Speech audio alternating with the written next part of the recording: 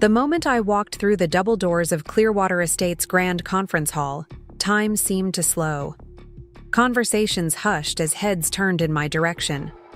I spotted him immediately across the crowded room, Daniel Barrett, my ex-fiancé, standing beside Vanessa, his high school girlfriend and my former college roommate.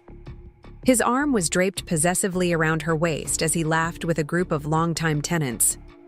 He looked exactly as he had 6 months ago when he'd walked out of our apartment with his designer luggage and that condescending smile that said I'd never amount to anything without him. He hadn't noticed me yet. I smoothed down my tailored charcoal suit, not the soft feminine style he'd always insisted I wear, but a power statement that matched my new position. The diamond earrings that had once been my engagement ring caught the light as I moved forward, breaking down that useless symbol of his false promises and transforming it into something that was entirely mine had been my first act of reclamation. The property manager approached with a respectful nod. "Ms. Collins, everything is prepared for the announcement." She handed me the quarterly report folder with Olivia Collins, CEO, embossed in gold on the cover. The weight of it felt satisfying. In my hands, tangible proof of how far I'd come while Daniel thought I was drowning in heartbreak. If only he knew what waited in the mahogany folder beneath my arm, documentation of every questionable decision the Barrett family had made with these historic properties over the past decade, and my comprehensive plans to restore them to their former glory while making them financially viable again. The antique grandfather clock against the wall struck 2, its deep chimes silencing the room as everyone began taking their seats for the quarterly tenant meeting. This was it. The moment 6 months of strategic planning had led to. My heels clicked confidently across the marble floor as I made my way to the front of the room. I felt Daniel's eyes finally find me, confusion flickering across his face. He'd expected me to be back in our hometown licking my wounds, not walking into his family's estate like I owned the place. Because now, I did. Before I share how this all unfolded, I want to hear from you. Drop a comment telling me where you're watching from, and if you've ever had someone underestimate you only to regret it later. These stories of transformation aren't just entertaining. They remind us that our lowest moments often contain the seeds of our greatest triumphs. Make sure you're subscribed, because tomorrow's video reveals exactly how I turned my expertise in historic property restoration into the leverage that changed everything. 6 months earlier, I'd been planning what I thought would be the perfect life. Daniel and I had been engaged for a year, with our wedding just 3 months away. I was working at a prestigious architectural preservation firm specializing in restoring historic properties, a passion that had driven me since childhood. Meanwhile, Daniel managed his family's real estate holdings, a collection of 12 historic properties that had been in the Barrett family for generations. The Barrett legacy, he called it whenever he talked about the responsibility on his shoulders. He'd invited me to countless tenant meetings over our 3-year relationship, introducing me as his fiancé, but always dismissing my professional suggestions for the aging buildings. "These properties have survived a century without your modern ideas, Liv," he'd say with that patronizing smile. "Some things are about tradition, not your efficiency obsession." I'd swallowed my expertise and smiled, telling myself that love meant compromise. What I didn't know then was that I was the only one compromising. The truth revealed itself on a rainy Tuesday evening when I was working late, finalizing plans for a local museum restoration. My phone buzzed with a text from Megan, my best friend since high school.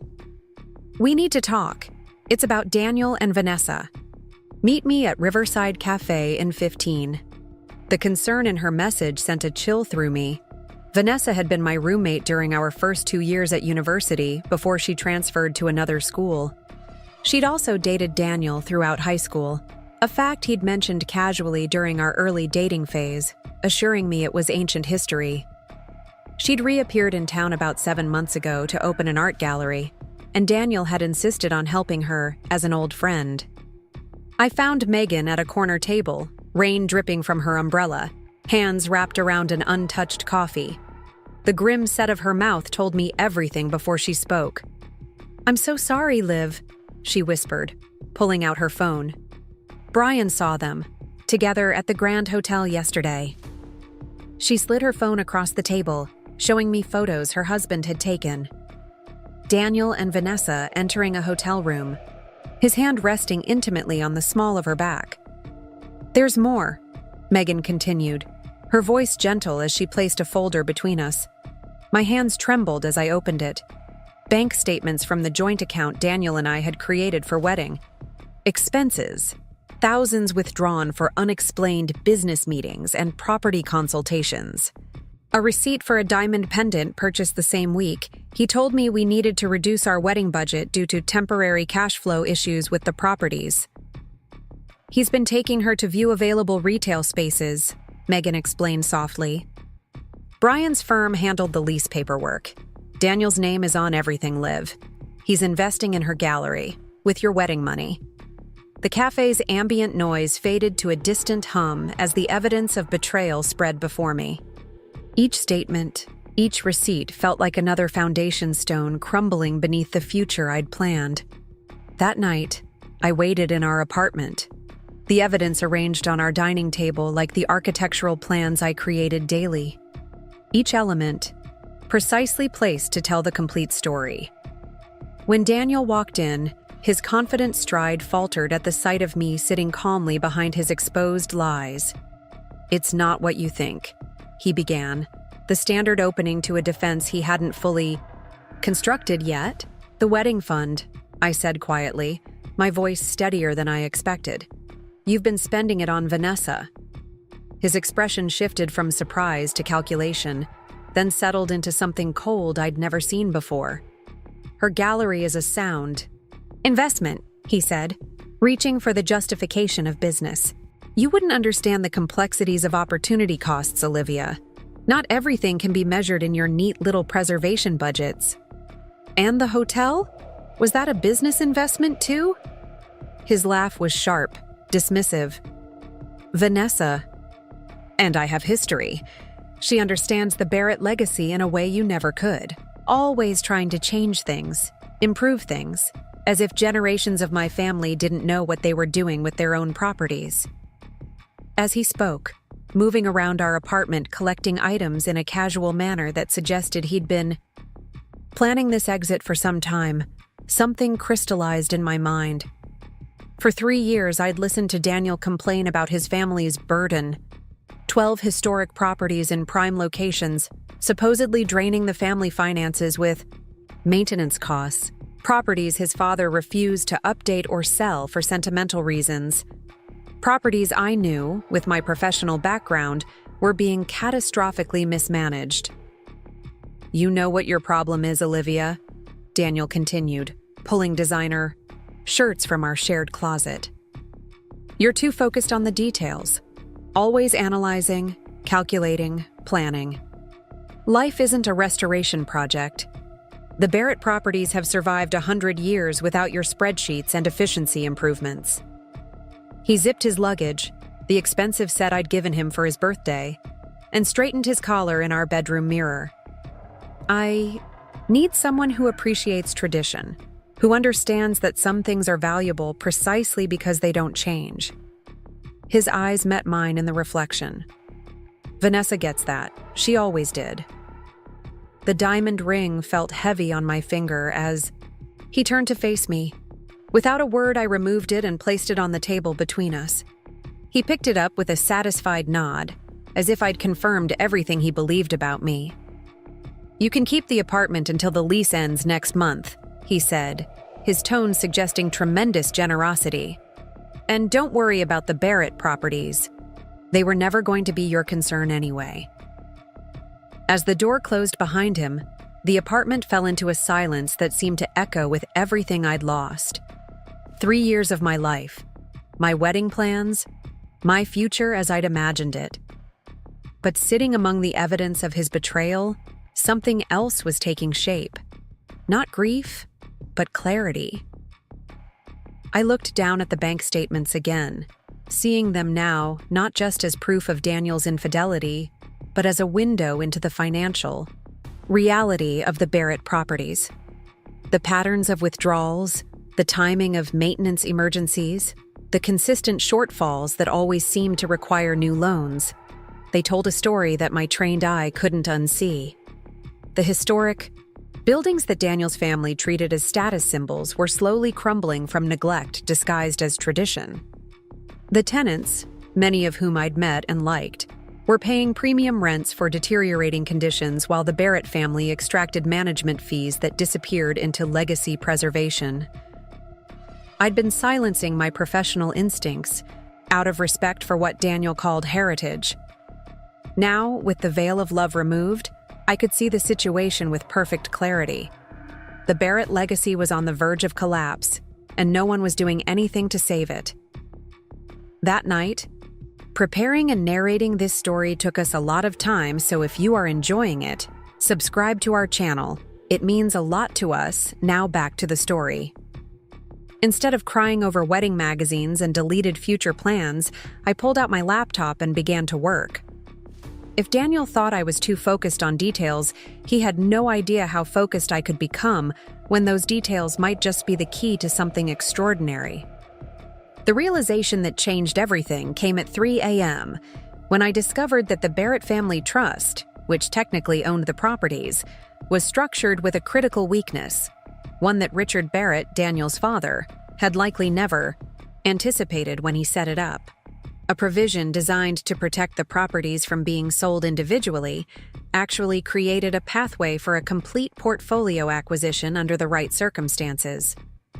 By morning, as sunlight streamed through the apartment windows, illuminating the scattered papers of my dismantled future and the beginnings of my new plan, I made a decision.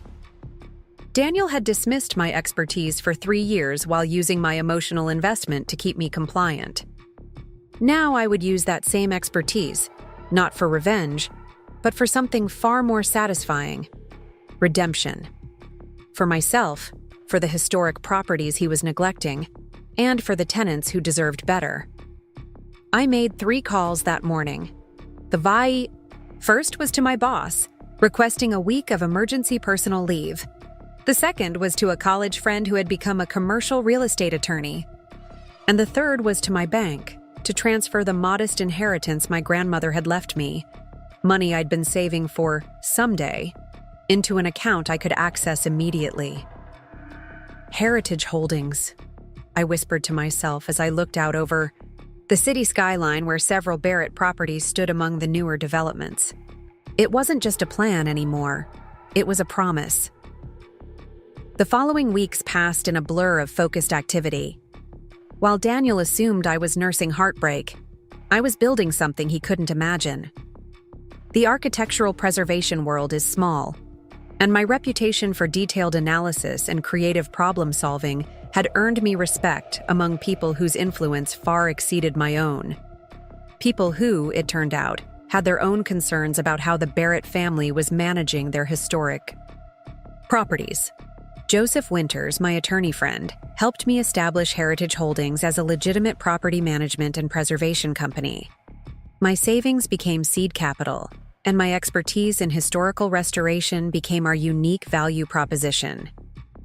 My boss, impressed by my business plan, became our first investor with a personal stake rather than a company one. "Those buildings deserve better," he said simply, writing a check that doubled my available funds. 3 investors later, with careful planning and strategic networking, Heritage Holdings had enough backing to make a move. But timing would be everything. For weeks, I gathered information: public records of tax assessments, building inspection, reports, tenant complaints filed with the city, maintenance records that showed concerning patterns of neglect, masked as preserving original features. Financial statements that revealed the Barrett Family Trust was leveraged far more than anyone realized. And then came the opportunity I'd been waiting for. Richard Barrett, Daniel's father and the controlling trustee of the family properties, suffered a mild heart attack. Nothing life-threatening, but enough to force him to temporarily step back from active management. Daniel, with his limited experience, an exaggerated sense of his own business acumen, was suddenly in charge, It took exactly 3 weeks for the cracks to show. First came the missed payment on a property tax installment for the largest Barrett building downtown. Then a code violation notice for inadequate emergency systems in the Riverside apartments. Finally, an ill-advised rent increase announced to tenants of the Marina District properties right before a major water damage incident revealed decades of deferred maintenance. The tenants, many of whom had lived in Barrett properties for generations, were angry. The City Preservation Board was concerned. And Richard Barrett, recovering but unable to fully return to work, was worried enough about his legacy to agree to a meeting when I requested one, despite not immediately recognizing my name. I remember that day with perfect clarity. The Barrett family home was exactly what you'd expect, a beautifully preserved Victorian mansion filled with antiques and family photographs. Richard Barrett received me in his study, a dignified man in his 70s whose familiar eyes held the same confidence as his son's, but tempered with something Daniel lacked: genuine concern for the properties themselves. "Miss Collins," he said, gesturing to a chair opposite his desk. "I'm afraid I don't recall meeting you before." "We haven't met formally," I confirmed, "though I've attended several tenant meetings over the past 3 years. I was engaged to your son until recently." Recognition flickered across his face, followed by slight discomfort. "Ah, yes. Daniel mentioned a change in his personal situation. My apologies." "No apology necessary, Mr. Barrett. I'm here in a professional capacity." I opened my portfolio and placed my business card on his desk. "I'm an architectural preservation specialist. My company, Heritage Holdings, focuses on the restoration and sustainable management of historic properties." He picked up my card, studying it with the careful attention of someone who recognized that this wasn't a social call. "And what brings you here today, Ms. Collins?" "A proposal," I said simply, keeping my voice steady and professional despite the flutter of nervousness in my stomach. This was the moment everything hinged on. The Barrett properties are facing significant challenges that require immediate intervention if their historic character is to be preserved while remaining financially viable. His eyes narrowed slightly. "Our family has managed these properties for over a century, Ms. Collins." "Yes," I agreed. "And they've survived. But survival isn't the same as thriving. The current situation, the tax issues, the code violations, the tenant concerns, these are symptoms of a larger problem." For the next 30 minutes, I laid out my assessment with professional detachment. The deferred maintenance issues that would soon become critical failures, the inefficient operating systems driving up costs, the preservation opportunities being missed that could qualify the properties for significant tax incentives and grants. Throughout my presentation, Richard Barrett's expression remained carefully neutral, but I could see the impact of my words in the way his hands tightened occasionally on the arms of his chair. These buildings weren't just assets to him. They were his family's legacy, physical manifestations of the Barrett name in the city landscape. "What exactly are you proposing?" he asked finally, his voice measured. I slid a document across the desk. "Heritage Holdings would like to acquire the complete portfolio of Barrett properties. Our offer provides fair market value despite the significant investment required to address the deferred maintenance. Additionally, we're prepared to offer a lifetime income arrangement for you personally, ensuring financial security while relieving you of the management burden." He leafed through the proposal, his experienced eyes catching the key figures immediately. "This is comprehensive." "There's one more element," I added, passing him a second document. "This outlines our restoration and management philosophy. Every property would maintain its historic character while being updated to modern safety and efficiency standards.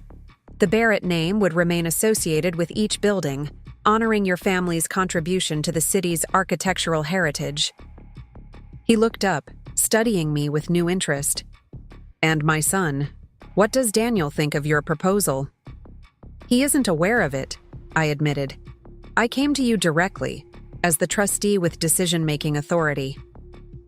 Richard Barrett leaned back in his chair, his gaze moving to the family photographs on his desk. One showed a younger version of himself standing proudly in front of the first Barrett building with his own father. Another showed Daniel as a child playing in the courtyard of the Riverside property.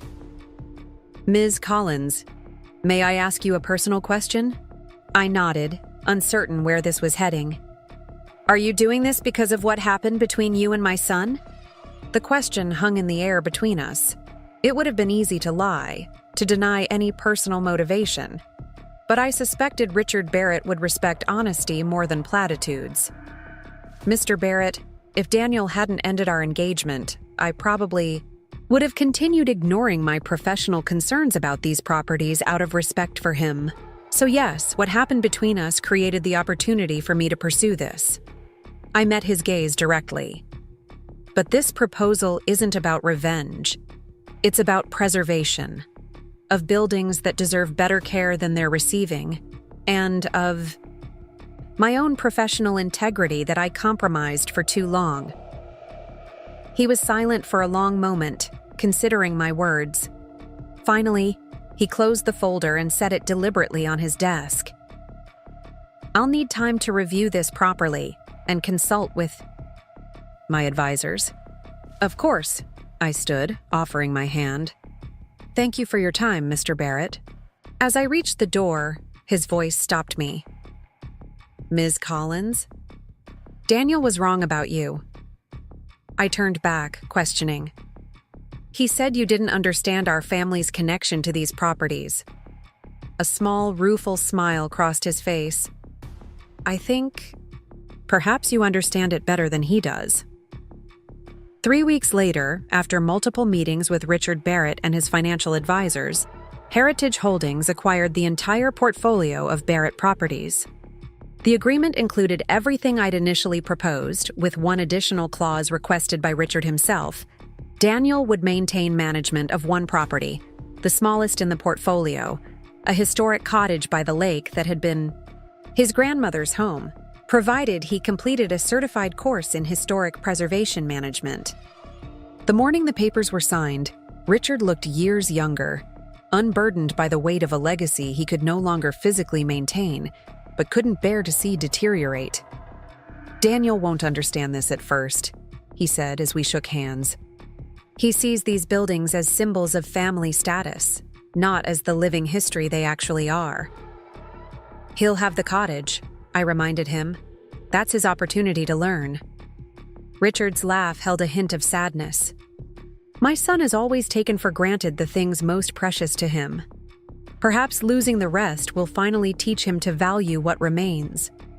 I didn't see Daniel during this process. He was apparently traveling with Vanessa, scouting locations for a second gallery while neglecting the mounting issues with the Barrett properties. According to Richard, Daniel's response to tenant complaints had been to hire a cut-rate management company that promised quick fixes while actually doing minimal work. It was this management company that sent the email notification to all Barrett property tenants about the upcoming quarterly meeting, where significant changes to property management will be announced. They didn't realize that by the time the detail meeting occurred, those changes would be far more comprehensive than a new maintenance schedule. Which brings me back to that moment when I walked into the Clearwater Estate conference hall, feeling Daniel's confused gaze follow me as I made my way to the front of the room. The property manager called for attention, her voice carrying over the murmur of conversations. Welcome everyone to the quarterly tenant meeting. As you know, there have been some concerns about maintenance and management over the past few months. Today, I'm pleased to introduce someone who will be addressing those concerns directly. Please welcome Olivia Collins, CEO of Heritage Holdings and the new owner of all Barrett properties. The silence that followed was absolute. I stepped forward, placing my portfolio on the podium as I surveyed the room of stunned faces. Daniel had gone completely still, his arm dropping from Vanessa's waist as confusion gave way to disbelief. Thank you for coming today, I began, my voice steady and clear in the hushed room. For those who don't know me, I'm Olivia Collins. My company, Heritage Holdings, has acquired the Barrett property portfolio with a commitment to preserving their historic character while addressing the maintenance and management issues many of you have raised. The sharp intake of breath from Daniel's direction was just the beginning. As I outlined the renovation schedule, investment plans, and tenant protections we'd be implementing, I could see the mixed reactions around the room. Relief from longtime tenants who had suffered through neglect, surprise from those who hadn't realized how extensive the problems were, and stunned shock from Daniel, whose family name I was now speaking about in the past tense as it related to ownership. When I opened the floor for questions, the first hand raised belonged to Mrs. Henderson, an elderly tenant who had lived in her Barrett apartment for over 40 years. "Does this mean my ceiling will finally be fixed? I've been putting out buckets for 3 rainy seasons now." "Yes, Mrs. Henderson. Your building is actually first on our renovation schedule. Work begins next week, and we've arranged temporary accommodations for you and your neighbors during the repairs." More questions followed, each answered with specifics that demonstrated just how thoroughly Heritage Holdings had assessed the properties and planned for their restoration. Throughout it all, Daniel remained frozen in his seat, his expression shifting from shock to anger to something I couldn't quite identify. As the meeting concluded, tenants gathered around me with more questions and, surprisingly, words of welcome and relief. Through the crowd, I saw Daniel approach his father, who had arrived quietly during my presentation and sat in the back, his gestures animated and demanding. Richard merely shook his head, pointing toward me with a firmness that suggested Daniel should address his concerns to the new owner. Eventually, as the hall cleared, Daniel made his way to where I stood gathering my materials. His handsome face, once so beloved to me, was flushed with anger. "What the hell is this?" he demanded, keeping his voice low but intense. "Some kind of elaborate revenge fantasy? You think you can just buy my family's legacy because I broke up with you?" I met his gaze calmly. "This isn't about you, Daniel. It's about these properties and the people who live and work in them. They deserve better than they've been getting.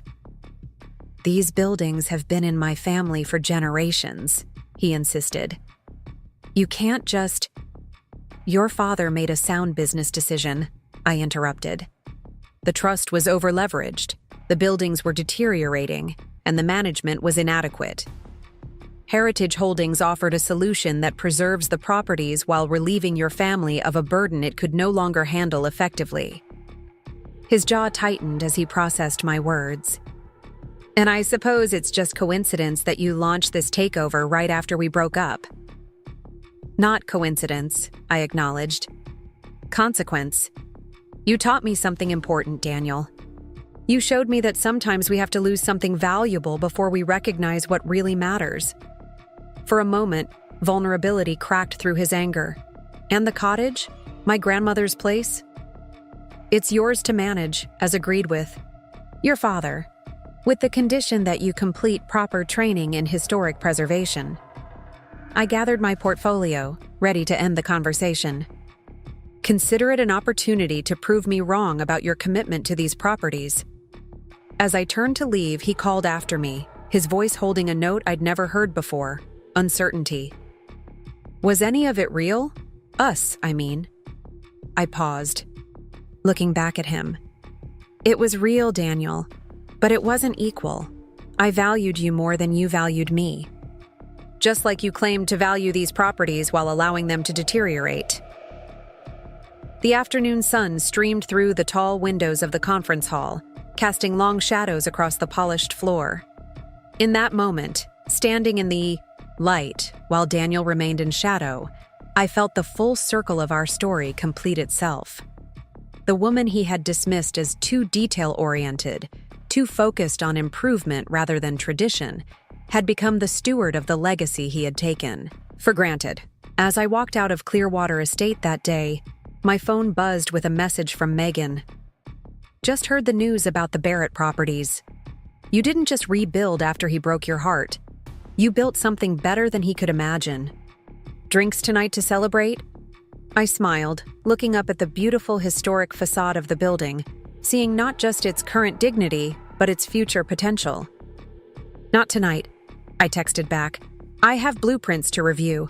Restoration begins tomorrow.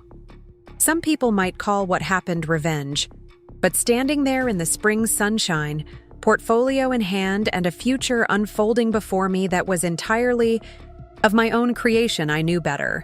This wasn't an ending engineered to hurt Daniel.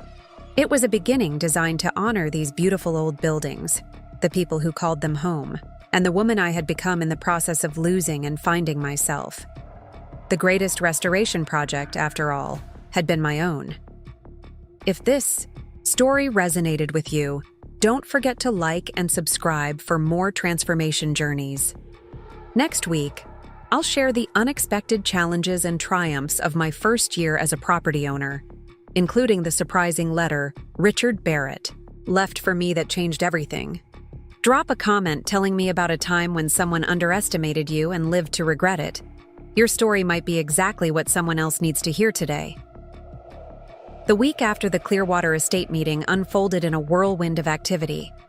Heritage Holdings offices downtown buzzed with energy as our team of preservationists, contractors, and property managers prepared to implement the first phase of renovations.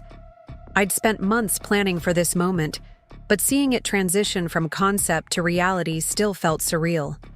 Monday morning found me at the Riverside Apartments, the oldest of the Barrett properties and the one in most desperate need of attention. Built in 1892 as one of the city's first luxury apartment buildings, its brick exterior still maintained much of its original grandeur, but the interior systems were failing catastrophically.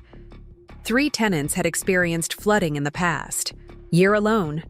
"Ms. Collins," Mrs. Henderson called as I walked through the ornate lobby where she sat in her usual chair by the window. At 87, she was the building's longest resident, having moved in as a young bride in the 1950s. I still can't believe this is really happening.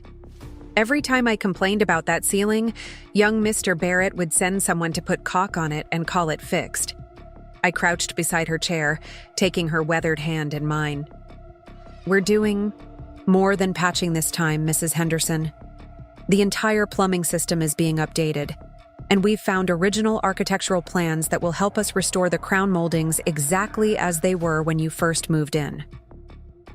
Tears welled in her eyes. My herald always said these buildings deserved better than they were getting. He'd be so pleased to see this day. As I continued my inspection tour with our lead contractor, Martin, the true extent of the neglect became even more apparent. Water damage had compromised structural elements in the upper floors. The electrical system was dangerously outdated. The once beautiful hardwood floors in the hallways had been covered with cheap carpet that now harbored decades of dust and debris. "It's worse than our initial assessment," Martin confirmed, making notes on his tablet.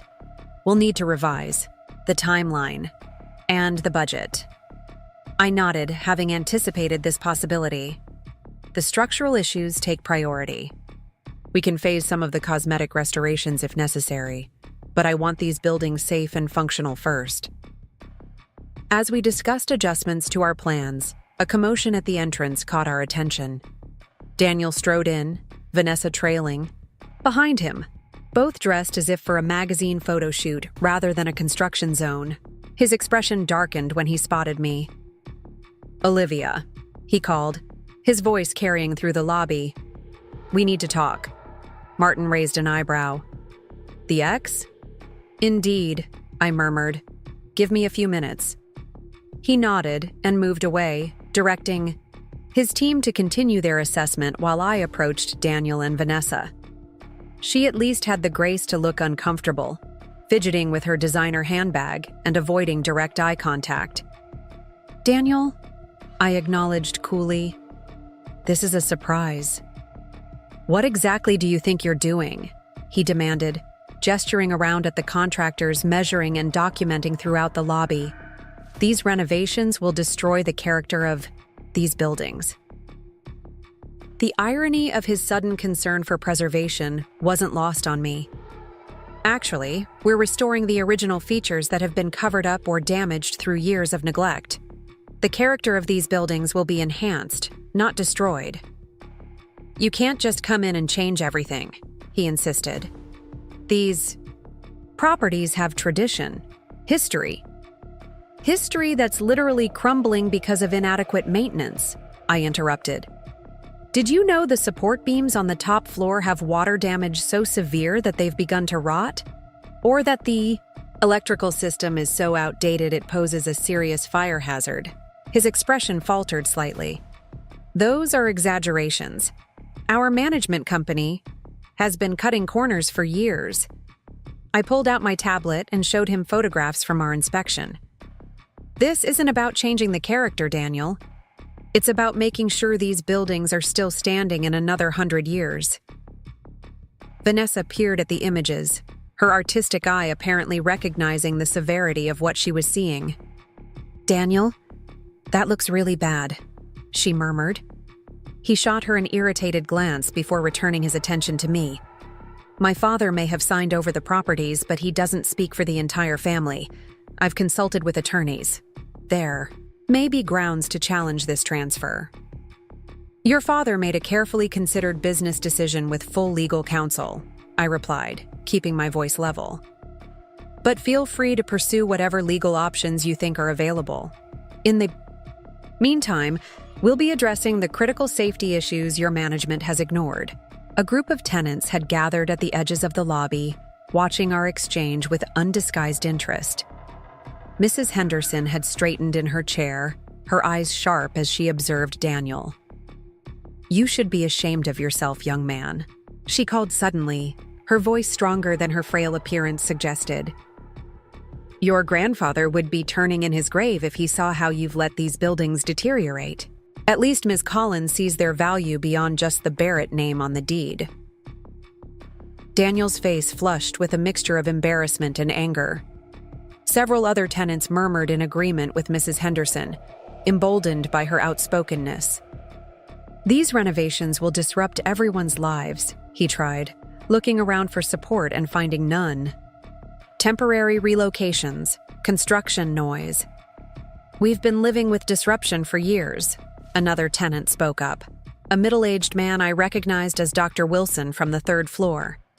Leaks, electrical outages, heating failures in winter. I'd rather deal with planned renovation than ongoing emergencies. Daniel looked around the lobby, seemingly surprised by the united front of tenant support for the changes. This wasn't the reaction he'd expected. In his mind, I realized, he'd cast himself as the defender of tradition against my unwelcome modernization. Instead, he was facing the consequences of years of neglect that had eroded not just the buildings, but the goodwill of the people who lived in them.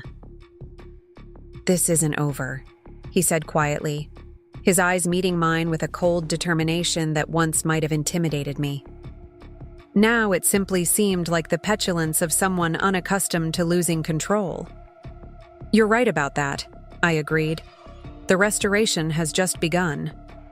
As he turned to leave, Vanessa hesitated, looking back at the architectural details of the beautiful old lobby.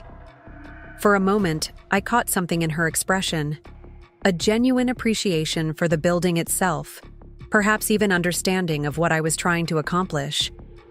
Then she hurried after Daniel, her stiletto heels clicking, across the marble floor. Well, Martin said, rejoining me as they departed. That was enlightening. Indeed. I turned back to our work, refusing to let Daniel's interruption derail our momentum. Now, let's talk about those support beams. The rest of the week followed a similar pattern. Each day, I visited a different Barrett property, meeting with tenants, consulting with specialists, and refining our restoration plans. And each day, Daniel found a reason to appear, challenging decisions, questioning methods, and generally attempting to assert control over a process that was no longer his to direct. By Friday, when I arrived at the downtown office building that had been the original Barrett property, a stunning Beaux-Arts structure built in 1887, I was prepared for another confrontation. What I wasn't prepared for was finding Richard, Barrett waiting in the ornate lobby, sitting calmly on a bench beneath the stained glass ceiling dome that was one of the building's most magnificent features. "Mr. Barrett," I greeted him, genuinely surprised. "I didn't expect to see you here." He struggled slightly to his feet, and I noticed with concern that he seemed more frail than during our previous meetings. His heart attack had clearly taken a greater toll than I'd realized. "Ms. Collins, Olivia, if I may." He gestured to the bench beside him. "Would you indulge an old man in a moment of nostalgia?" I sat with him, conscious of our restoration team discreetly giving us space while continuing their preliminary work. Throughout the lobby. "My grandfather built this building," Richard said, his eyes traveling up to the stained glass dome. "He commissioned that glass from artisans who had trained in Europe. As a boy, I would lie right here on this floor and stare up at it for hours, watching how the light changed the colors throughout the day." "It's magnificent," I agreed. "We found a specialist who can repair the damaged sections while preserving the original glass." He nodded appreciatively. "I understand my son has been difficult this week." "That's one word for it," I acknowledged. Richard sighed, the sound heavy with a parent's complex blend of love and disappointment. "Daniel grew up with the Barrett name opening doors for him. He's never had to build anything of his own. These properties were always just there, background to his life, not its purpose." "You don't need to apologize for him," I said gently. "I'm not." His gaze was direct, his tone firmer. "I'm explaining him. There's a difference." He paused, looking around the lobby with its marble columns and intricate moldings. "I made mistakes with these buildings. As I grew older, maintaining them properly became overwhelming. But I made a bigger mistake with Daniel.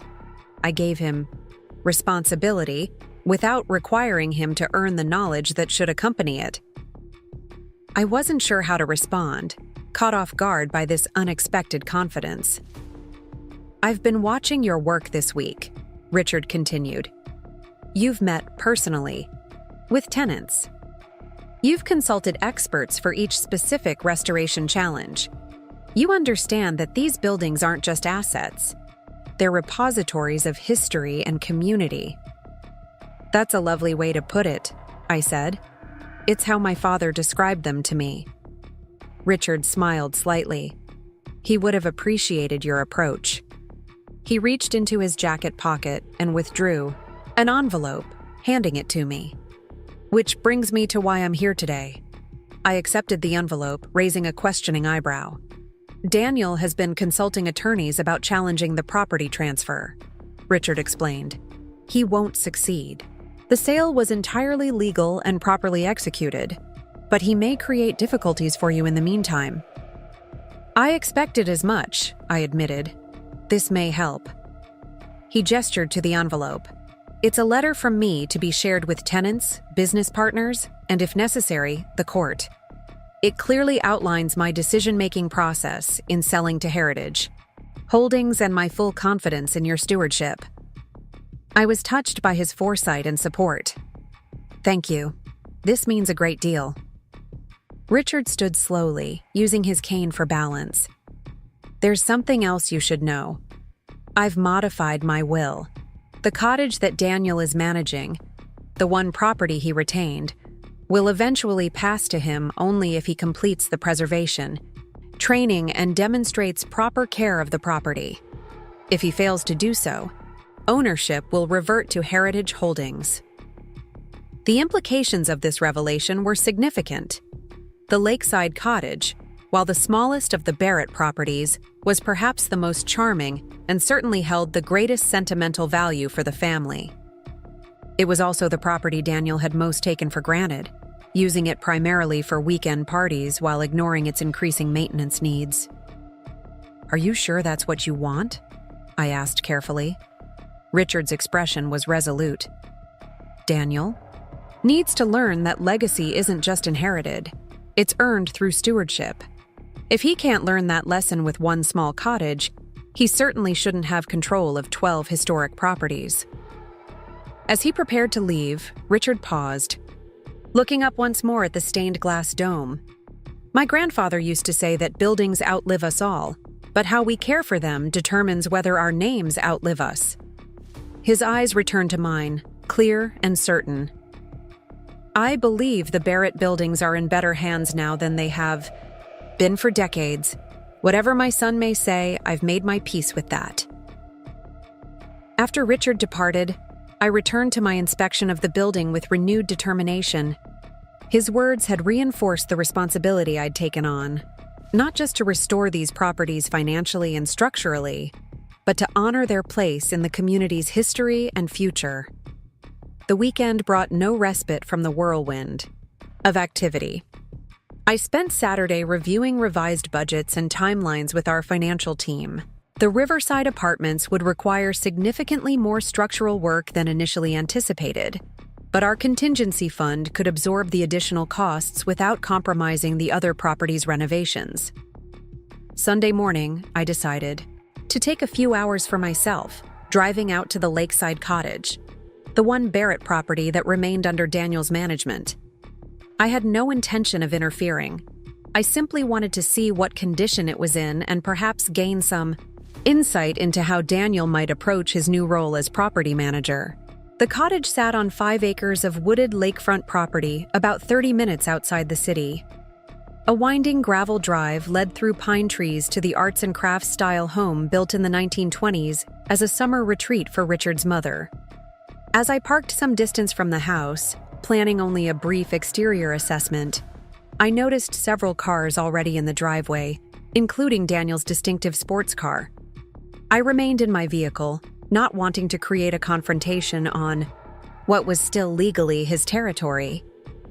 Through the trees, I could see activity on the wide porch that wrapped around the cottage. Daniel and Vanessa appeared to be hosting some kind of gathering. I counted at least 6 people lounging in the antique wicker furniture that had been part of the cottage's charm for decades. What caught my attention, however, wasn't the social gathering, but the visible signs of neglect even from this distance. The once immaculate gardens were overgrown. The distinctive green trim that had defined the cottage's character had faded and peeled. Even the famous stone path leading to the private dock showed signs of disrepair, with weeds growing between the carefully placed rocks that Richard's mother had selected herself. As I was about to leave, not wanting to be discovered essentially spying on Daniel's weekend, a movement near the edge of the property caught my eye. An elderly man was laboriously making his way along the tree line, stopping occasionally to inspect plantings and remove debris. Even from a distance, I recognized Henry, the groundskeeper who had maintained the cottage gardens for over 30 years. On impulse, I got out of my car and approached him, staying within the tree line to avoid being seen from the cottage. "Henry?" I called softly when I was close enough. He straightened with some difficulty, squinting at me in the dappled sunlight. Recognition dawned slowly on his weathered face. "Miss Olivia? Is that you, child?" Henry had been a fixture at tenant gatherings over the years, often attending with Richard, who treated him more as a friend than an employee. He'd always been kind to me, sharing stories about the properties in their heyday when we'd find ourselves on the periphery of events while Daniel circulated among more influential guests. "It's good to see you, Henry." I moved closer, noting with concern how much he seemed to have aged since I'd last seen him maybe 8 months earlier. "Are you still working here?" A shadow crossed his face. "Not officially, no. Mr. Daniel let me go last month. Said he was bringing in a professional landscaping service." He gestured around at the overgrown gardens. "Still waiting for them to show up, seems like." "Then why are you here?" I asked gently. "These gardens were Mrs. Eleanor's pride," he said, referring to Richard's mother. 50 years I've tended them. Can't bear to see them go to ruin just because—" He trailed off, loyalty apparently preventing him from criticizing Daniel directly. "Because Daniel doesn't understand their value," I finished for him. Henry's weathered face creased in a Sad smile. Mr. Richard tells me you've taken over the other properties. Doing good things, he says. We're trying to, I acknowledged. There's a lot to restore after years of neglect. He nodded thoughtfully, looking back toward the cottage. This place needs more than garden care. Roof's been leaking in the east bedroom. Chimney needs repointing before winter. Foundations settling on the lakeside. He shook his head. Told Mr. Daniel all this when he took over managing, but he just said they'd get to it eventually. Meanwhile, he's filling the place with those noisy friends every weekend. The injustice of Henry's dismissal after decades of service, combined with the visible deterioration of the cottage he clearly loved, sparked something protective in me. I'd meant what I'd told Richard. I had no interest in interfering with Daniel's management of the one property he retained, but the cottage was still a historic structure deserving of proper care, and Henry was a repository of knowledge about its specific needs. Henry, would you be interested in consulting for Heritage Holdings? I asked suddenly. We could use your expertise on the historical gardens at several of our properties. His eyes widened slightly. At my age? I'm not as quick with the work as I used to be. We don't need your labor, I clarified. We need your knowledge. 50. Years of experience can't be replaced. We'd value your guidance on restoring the gardens to their original designs, selecting appropriate plantings, that sort of thing. Hope flickered across his face. I'd like that very much, Miss Olivia. I've kept all Mrs. Eleanor's original garden plans, you know. Got photographs, too, showing how everything looked in its prime. Those would be invaluable to our restoration efforts, I said sincerely. And perhaps, when the time comes, you might help us understand what this cottage needs as well. His gaze sharpened, understanding my implication. Mr. Richard mentioned something about conditions in his new will, about the young Mr. Barrett needing to prove himself. He did, I confirmed, but that's between Daniel and his father. Our focus is on the properties we currently manage. Henry nodded, a new purpose straightening his stooped shoulders. I'll gather those garden plans for you. And Miss Olivia? His voice lowered confidentially. I'll keep an eye on things here, too, just in case. As I drove back to the city, my brief encounter with Henry lingered in my thoughts. The cottage represented more than just a property Daniel had retained. It was a test of his character, his ability to grow beyond self-interest, his willingness to honor the legacy his family had built. Based on what I'd seen today, it was a test he wasn't prepared to pass. But it wasn't my problem to solve. My responsibility was to the 12 historic properties now under Heritage Holdings' care, and the hundreds of tenants who depended on us to preserve their homes and businesses while improving their safety and comfort. Monday morning brought a fresh challenge. As I arrived at our office, my assistant met me at the elevator with an anxious expression. There's a problem at the Magnolia Street townhouses, she said, handing me a tablet displaying what appeared to be news coverage. A pipe burst overnight in the main water line. 3 units have significant water damage. I scanned the report. Quickly. The Magnolia Street property comprised 6 historic townhouses converted into luxury apartments in the 1980s. It was the most profitable of the Barrett properties and had been scheduled for Phase 2 renovations after the more critical needs at the Riverside Apartments and downtown office building were addressed. Has anyone been injured? I asked immediately. No, everyone's safe, but the residents are upset, especially since we'd just announced our renovation plans last week. They're saying we should have addressed the plumbing immediately. They're right, I acknowledged. Get Martin to redirect a team there immediately and arrange hotel accommodations for the affected tenants. Luxury suites, not standard rooms. They deserve comfort after this disruption. By the time I arrived at Magnolia Street an hour later, the scene was chaotic. Emergency plumbers were working to contain the water damage while distraught tenants assessed their affected belongings. Local news had picked up the story, with a reporter conducting interviews on the sidewalk outside. and standing in the midst of it all, looking altogether too pleased with the situation, was Daniel. "Quite the crisis management test for Heritage Holdings," he commented as I approached. "Not even 2 weeks into your ownership and already facing a major failure." I ignored his taunt, focusing instead on the property manager who was coordinating the emergency response. "What's the status?" "Water's shut off to the building while they repair the main line. Restoration crews are assessing the damage to the affected units. We've offered hotel accommodations to all residents until the situation is resolved." "Have the structural engineers been called? I want to make sure the water hasn't compromised any load-bearing elements." "They're on their way," he confirmed. Daniel's smirk faded slightly as he observed my methodical approach to the crisis. He had clearly expected, perhaps even hoped for, panic or distress. "This is exactly why renovations need to be properly prioritized," I said, loud enough for the nearby reporter to hear. "The previous management opted for cosmetic touch-ups while ignoring aging infrastructure. Heritage Holdings will be accelerating our planned plumbing upgrades across all properties to prevent similar incidents." The reporter approached, microphone extended. "Ms. Collins, residents say they've been complaining about water pressure issues for months. Why wasn't this addressed sooner?" "You're absolutely right to ask that question," I replied directly. "Heritage Holdings only acquired these properties 11 days ago. We inherited a significant backlog of deferred maintenance from the previous owners.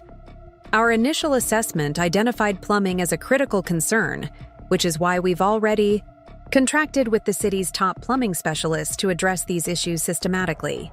Unfortunately, this pipe couldn't wait for our scheduled intervention." Daniel stepped forward, clearly unwilling to let me control the narrative. "The Barrett family managed these properties for generations without incident. It seems more than coincidental that this failure occurred just after the transfer of ownership." The implication was clear and deliberately malicious. He was suggesting that somehow Heritage Holdings was responsible for the pipe burst, perhaps even implying sabotage. The reporter's eyes lit with interest at this new angle. Rather than responding defensively, I turned to face Daniel directly. "Are you suggesting that the decades-old galvanized steel pipes that your management chose not to replace despite multiple professional recommendations were perfectly fine until 11 days ago? Because our documentation shows your family's property, managers received quotes for necessary plumbing upgrades at this building in 2016, 2018, and again last year, all of which were rejected as unnecessary expenses." I held his gaze steadily, watching as he realized I had access to all the management records, including the history of deferred maintenance decisions. His insinuation had backfired spectacularly, drawing attention to exactly what he'd hoped to obscure: the systematic neglect under Barrett family management. The reporter turned her attention back to me. "Will you be sharing those records?" "They're part of the property transfer documentation," I confirmed. "But right now, our priority is taking care of the affected residents and preventing further damage. Heritage Holdings is committed to transparency about both the challenges we've inherited and our plans to address them." As if on cue, one of the affected residents approached, Dr. Elaine Chen, a surgeon who lived in one of the damaged units. I'd met with her briefly during our initial tenant meetings the previous week. "Ms. Collins," she acknowledged me before turning to the reporter. "I'd like to comment on this situation if I may." The reporter eagerly extended her microphone, likely anticipating criticism of the new management. "I've lived here for 8 years," Dr. Chen began. "During that time, I reported water pressure issues at least a dozen times. The previous management sent people who would tinker with my fixtures and tell me everything was fine, when clearly it wasn't. Last week was the first time anyone actually acknowledged there might be a systemic problem and presented a plan to address it." She glanced at me with a nod of approval. "It's unfortunate that the pipe couldn't hold out until the scheduled repairs, but at least now we have ownership that's willing to face reality instead of applying band-aids. It was a powerful endorsement, all the more impactful coming spontaneously from a respected professional who had experienced the neglect firsthand. The reporter's focus shifted accordingly, now asking Dr. Chen about her experiences under the previous management. Daniel, finding himself increasingly irrelevant to the conversation, retreated to the periphery.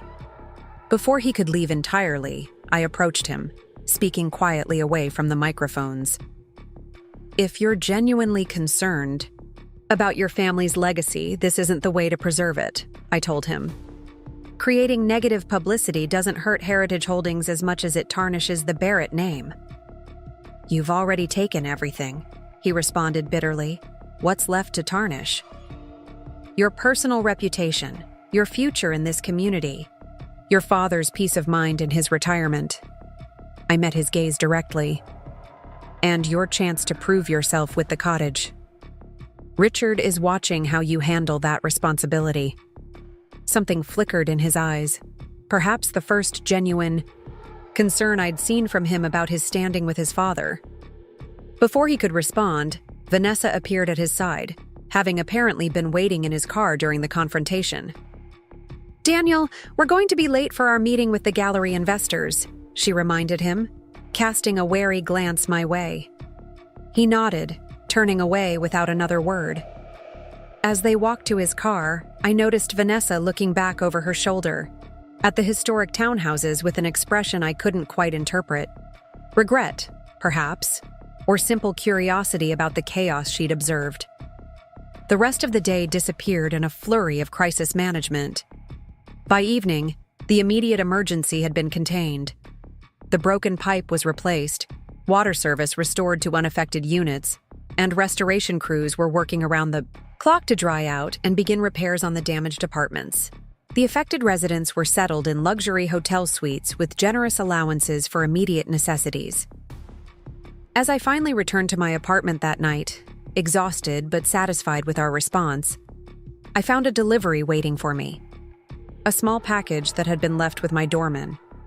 Inside was a worn leather portfolio tied with faded ribbon. A note in Henry's shaky handwriting accompanied it. Miss Olivia, these are Mrs. Eleanor's original garden plans for all the Barrett properties, including planting schedules and her personal notes about each space. She believed gardens were the soul of a property, the place where history and future growth meet. I think she would want you to have these now. With respect, Henry. I carefully opened the portfolio, finding meticulous hand-drawn plans dating back to the 1940s, with detailed notes about plant selections, seasonal rotations, and the meaning behind various design elements. Eleanor Barrett had created not just gardens but living stories, with plantings that commemorated family events, honored local history, and created beauty that evolved through the seasons. Among the papers was a faded photograph showing a young woman, presumably Eleanor, kneeling in a garden beside a small boy. On the back, in elegant script, Richard, age 5, helping plant the memorial roses for his grandfather, summer 1954. The intimacy of this family artifact in my possession felt significant, not just as a valuable resource for our restoration efforts, but as a symbol of trust. Henry could have given these papers to Daniel, the actual Barrett heir, but he had chosen to entrust them to me instead, recognizing that true inheritance sometimes flows to those who demonstrate care rather than those who simply claim birthright. Setting the portfolio carefully on my coffee table, I realized that the Barrett properties had become more than just a business venture for me. They were becoming a mission to honor not just their architectural significance, but the human stories embedded in their walls, their gardens, and the communities they had sheltered for generations. Daniel might see my ownership as theft of his inheritance, but what he had never understood was that these buildings were never truly possessions. They were responsibilities to history, to community, and to the future. Responsibilities that Heritage Holdings was now privileged to fulfill. Tomorrow would bring new challenges: accelerated plumbing assessments across all properties, insurance claims for the water damage, continued renovations at the Riverside apartments. But tonight, looking through Eleanor Barrett's garden plans. By lamplight, I felt a connection to the legacy I had undertaken to preserve that transcended my personal history with Daniel. These buildings had outlived their original owners and would outlive all of us in turn. What mattered was not whose name appeared on the deed, but whose hands tended their needs with knowledge, respect, and vision for their continued life in the community. As I finally prepared for bed, my phone pinged with a news alert. The local paper had published an online story about the Magnolia Street incident. The headline read, "New ownership faces heritage challenges. Collins promises infrastructure overhaul." Of historic Barrett properties. Below the headline was a photo of me speaking with Dr. Chen, both of us looking determined rather than defeated by the crisis. In the background, barely visible at the edge of the frame, stood Daniel.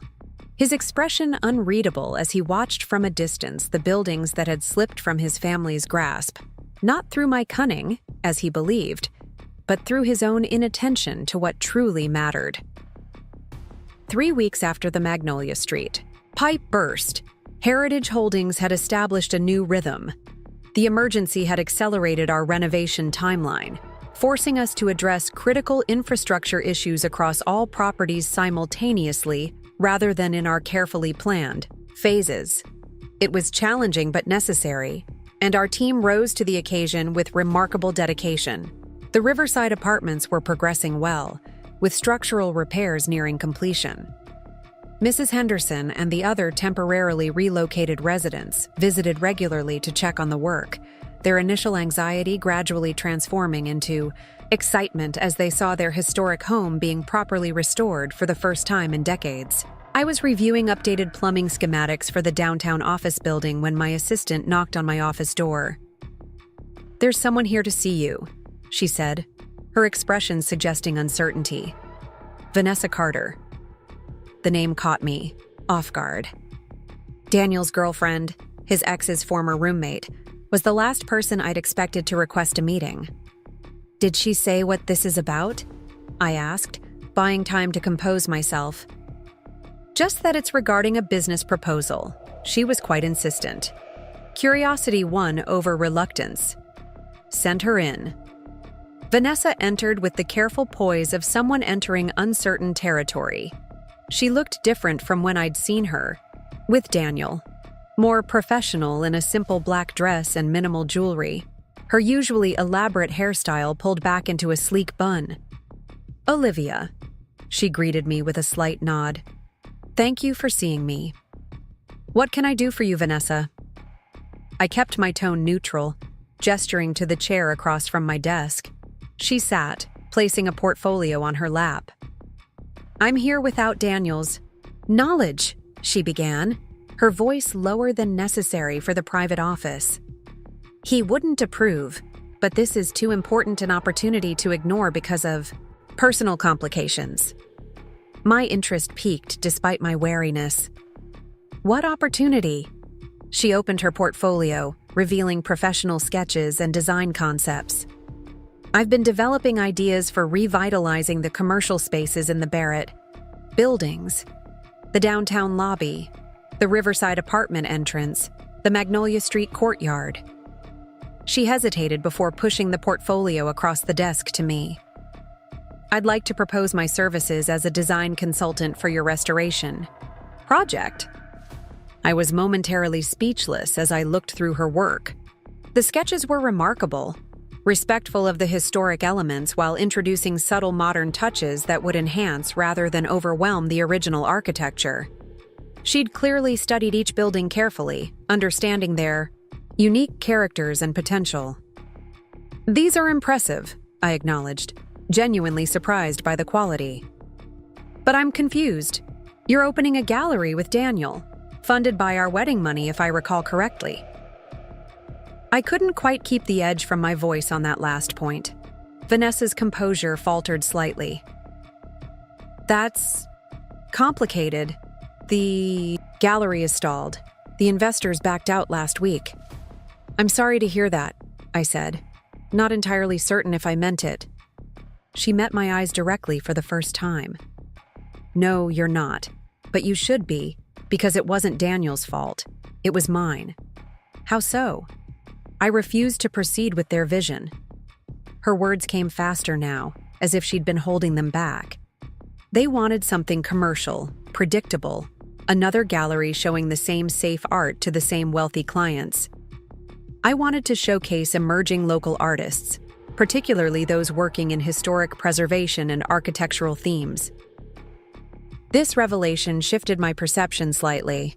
I'd assumed Vanessa was simply following Daniel's lead, enjoying the lifestyle his family name provided. The idea that she had her own vision, one that had caused financial complications, was unexpected. That doesn't explain why you're here, I pointed out. She took a deep breath. When I saw what you're doing with the Barrett properties, actually restoring them properly, not just making cosmetic improvements, I realized there was an alignment between your vision and mine. These buildings deserve to showcase art that speaks to their history and future. And Daniel? Where does he stand on this artistic vision?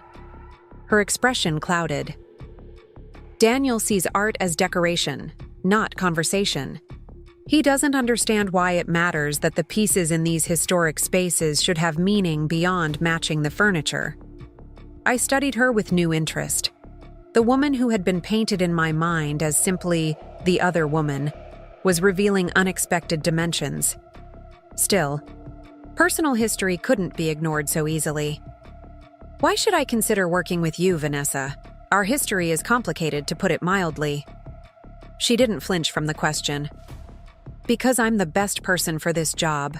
I have the artistic background, the local connections, and intimate knowledge of these buildings from spending time in them with the Barrett family. And because... She hesitated, then continued with careful precision. I owe a debt that can't be repaid, but might be addressed through proper action. The implication hung between us, an acknowledgement of her role in my personal heartbreak, offered not with a direct apology, but with something perhaps more meaningful. Recognition of responsibility and a desire for constructive atonement. What would Daniel say if I hired you? A small, sad smile crossed her face. He'd be furious. He sees your ownership of these properties as a personal attack. The idea of me collaborating with you would feel like the ultimate betrayal. Is that what's happening here? A betrayal of Daniel? She considered this seriously.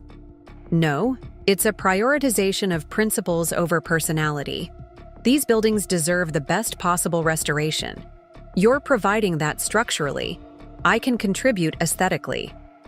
She paused, then added quietly, and perhaps it's time I made decisions based on what's right rather than what's convenient. I stood and walked to the window, giving myself space to think. The downtown view encompassed 3 of the former Barrett properties, their distinctive architectural elements visible among the more modern buildings surrounding them. Vanessa's design concepts would genuinely enhance our restoration work. Her artistic vision aligned with our preservation goals in ways I hadn't anticipated. But personal history couldn't be dismissed entirely. Trust, once broken, isn't easily rebuilt. I'll need to think about this, I said finally, turning back to her. And I'd want to see more specific proposals, costs, and timelines before making any decision. Relief flickered across her face. Not acceptance, but at least not outright rejection. Of course, I can have a detailed presentation ready by the end of the week. She stood, reclaiming her portfolio. Thank you for hearing me out. I didn't expect that courtesy. Professional consideration isn't courtesy. It's standard practice, I replied, maintaining my emotional distance despite my intellectual interest in her proposals. As she reached the door, she paused. There's something else you should know about the cottage. My attention sharpened immediately. What about it? Daniel's planning to renovate, but not in the way his father or you would approve of. Her voice lowered. He's hired designers to modernize it completely. Open concept, layout, removing the original woodwork, replacing the historic windows with larger ones for better lake views. I felt a chill at this description. The cottage's architectural integrity was a significant part of its value and charm. His father would be devastated. I know. I tried to explain that the cottage's value is in its historical authenticity, but Daniel sees it as outdated. The renovations start next month. She hesitated, then added, I thought you should know, given your responsibility to the other Barrett, properties and Mr. Barrett's wishes. After she left, I sat with this new information, uncertain how to proceed. The cottage wasn't under Heritage Holdings management. Legally, I had no standing to interfere with Daniel's plans for it. But Richard's conditions in his will meant that inappropriate renovations could eventually cost Daniel his ownership. I decided to call Richard directly, despite my reluctance to appear as if I were reporting on his son. He answered on the third ring, his voice sounding stronger than when I'd last seen him. Olivia, what a pleasant surprise. How are the renovations progressing? Very well, thank you. The Riverside apartment's structural work is ahead of schedule, and we've addressed all the critical plumbing issues across the properties. Excellent. But I suspect you didn't call for a casual update. I took a deep breath. I've received information that Daniel is planning major modernization renovations to the cottage, the kind that would compromise its historical character. A long silence followed. When Richard spoke again, his voice carried a weary resignation. I'm not surprised, but I am disappointed. The cottage is the smallest of our properties, but in some ways the most precious. My mother designed many elements herself. I know. Henry shared her garden plans with me. They're remarkable. Henry, Richard repeated warmly. How is he? Daniel mentioned letting him go, which seemed unnecessarily harsh. He's consulting with us now on the historical gardens for all the properties. His knowledge has been invaluable. Richard's chuckle held genuine pleasure. Perfect. You've rescued Henry from retirement boredom, and your gardens will be the better for it. He paused. About the cottage. Thank you for the information. I'll address it with Daniel directly. I don't want to create additional conflict between you, I said carefully. This isn't about conflict, Olivia. It's about education. Daniel needs to understand what preservation actually means if he's to have any hope of meeting the conditions in my will. His tone softened slightly. Don't worry about appearing to interfere. The cottage is still Barrett family business, and you've simply provided information that helps me protect my mother's legacy.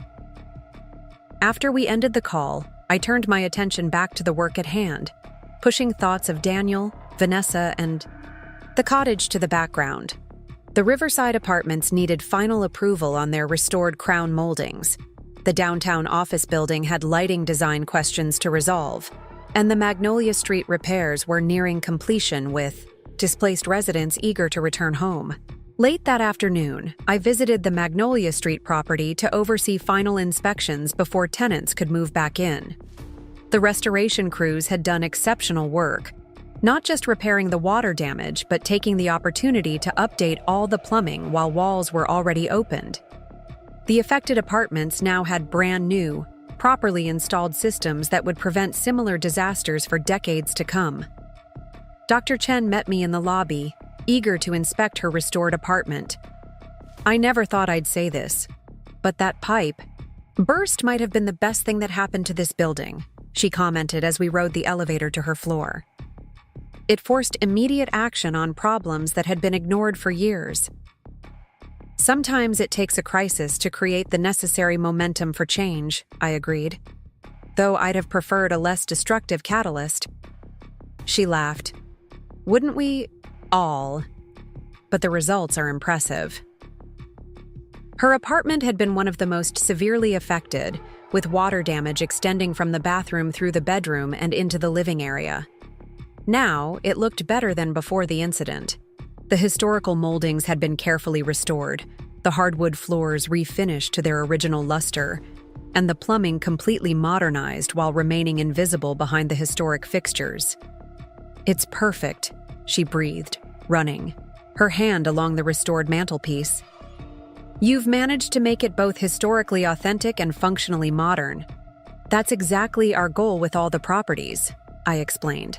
"Preservation isn't about freezing buildings in time.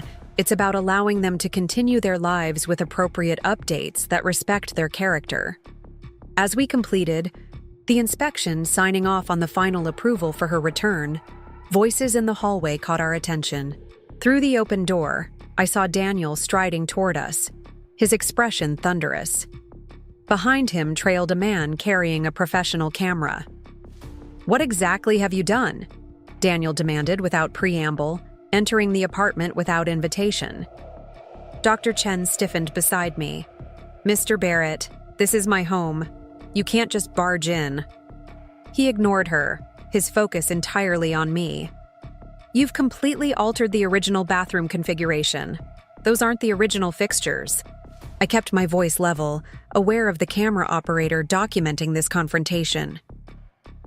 "The original fixtures were completely corroded and non-functional. We sourced period-appropriate replacements that maintain the historical aesthetic while providing modern efficiency and safety." "This is exactly what I warned about," he said, turning to address the camera directly. "Heritage Holdings is gutting the historic character of these buildings under the guise of necessary upgrades. They're destroying the Barrett legacy piece by piece." Dr. Chen stepped forward, placing herself between Daniel and the camera. "That's absolutely false. I've lived in this apartment for 8 years, and it's never looked more historically authentic than it does right now." Daniel blinked, clearly not expecting tenant defense. "The fixtures were discolored, leaking, and barely functional before," Dr. Chen interrupted. "I reported issues multiple times when your family managed the building. Nothing was ever properly fixed." She turned to the camera operator. "Are you recording this? Because I'd like to make a statement as a long-term resident." The camera operator looked uncertainly at Daniel, who seemed suddenly less confident about his publicity stunt. "Dr. Chen has every right to speak about her experience in this building," I said, stepping back to give her the floor. "As do any of our tenants. Heritage Holdings welcomes transparency about both the conditions we inherited and our restoration approach." Daniel's face flushed as he realized his attempt to create negative publicity was backfiring. Dr. Chen, with her professional standing and articulate manner, was a formidable advocate for the changes we'd implemented. "This isn't about individual tenant preferences," Daniel tried, changing tactics. "It's about architectural preservation standards. My family has maintained these buildings according to historical guidelines for generations. I couldn't let this misrepresentation stand." Actually, that's demonstrably untrue. The Barrett management repeatedly rejected recommendations from preservation specialists, including proposals from the City Historical Society, to bring the buildings into compliance with preservation best practices. That's because those so-called specialists wanted to change everything, just like you're doing now. "Mr. Barrett," I said, my patience wearing thin, "every modification we've made has been documented and approved by certified historical preservation architects. We're replacing like with like wherever possible, and when replacement is necessary, we're selecting historically accurate alternatives." Dr. Chen nodded firmly. "The changes are respectful and necessary. My apartment is more historically authentic now than it was before, while also being safer and more functional." Daniel looked around, seemingly searching for some obvious violation he could point to. Finding none, his frustration visibly mounted. "This isn't over. I'm consulting with preservation authorities about your so-called improvements." "Please do," I replied calmly.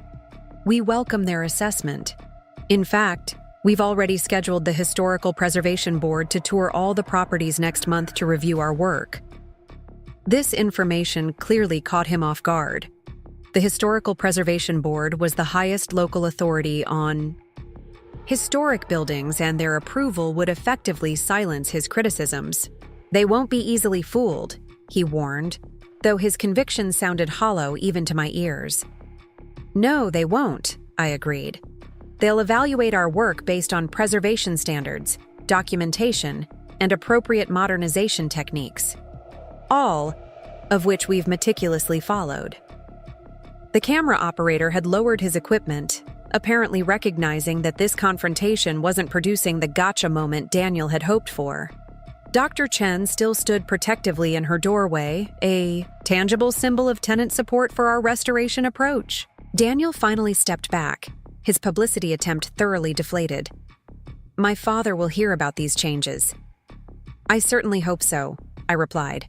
In fact, I've been keeping him regularly updated on our progress. He's particularly pleased with the crown molding restoration at the Riverside Apartments. We found the original manufacturer's patterns in the archives. This final evidence of Richard's approval seemed to drain the last of Daniel's combative energy.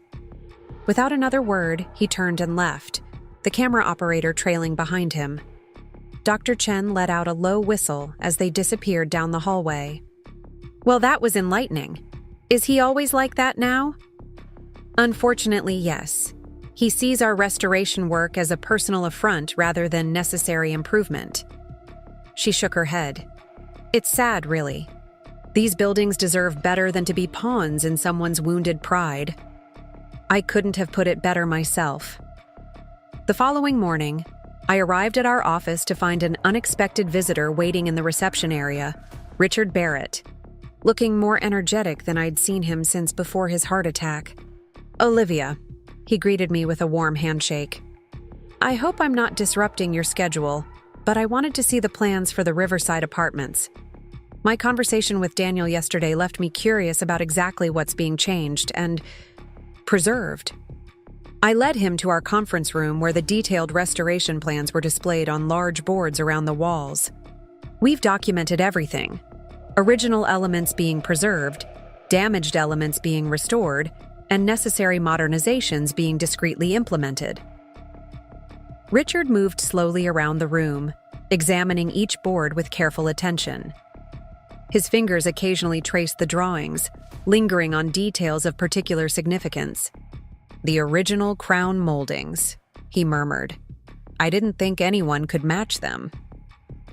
We found the original manufacturer, I explained. They're still in business, though now focused primarily on restoration work. They had the patterns in their archives and were able to recreate the damaged sections exactly. His eyes brightened with genuine pleasure. And the lobby tile work? That was my grandmother's pride. Being carefully cleaned and restored. The few damaged tiles are being matched by a ceramicist who specializes in historical reproductions. For nearly an hour, Richard moved through the plans for each property, asking detailed questions that revealed his deep connection to these buildings. This wasn't the casual interest of a property owner. This was the intimate knowledge of someone who had grown up within these spaces, who knew their stories and significance beyond their monetary value. You know, he said finally, lowering himself carefully into a chair. Daniel came to me yesterday quite agitated about your destruction of the historical elements. He showed me video of that confrontation at Dr. Chen's apartment. I suspected he might, I acknowledged, sitting across from him. What did you think? Richard's smile held a touch of sadness. I thought Dr. Chen was remarkably articulate about the improvements, and that Daniel didn't recognize the bathroom fixtures had already been replaced twice in my lifetime, neither time with historically accurate pieces, I might add. What you've installed now is actually closer to the originals than what was there before. This confirmation of our approach was gratifying. We're trying to be respectful of the building's histories while ensuring they function properly for current and future residents. You're doing exactly what should have been done years ago, Richard said, his tone turning more serious. Which brings me to the other reason for my visit. The cottage. I tensed slightly. Daniel mentioned his renovation plans? After some persuasion, yes. He presented it as necessary modernization at first. but eventually admitted he plans to significantly alter the original layout and features. Richard's expression hardened slightly. I've made it clear that such changes would violate the conditions of my will. The cottage must maintain its historical integrity if he wishes to retain ownership. How did he respond to that? I asked carefully. Not well. Richard sighed. He accused me of manipulating him, of setting impossible conditions. He doesn't understand that preservation doesn't mean freezing a building in amber.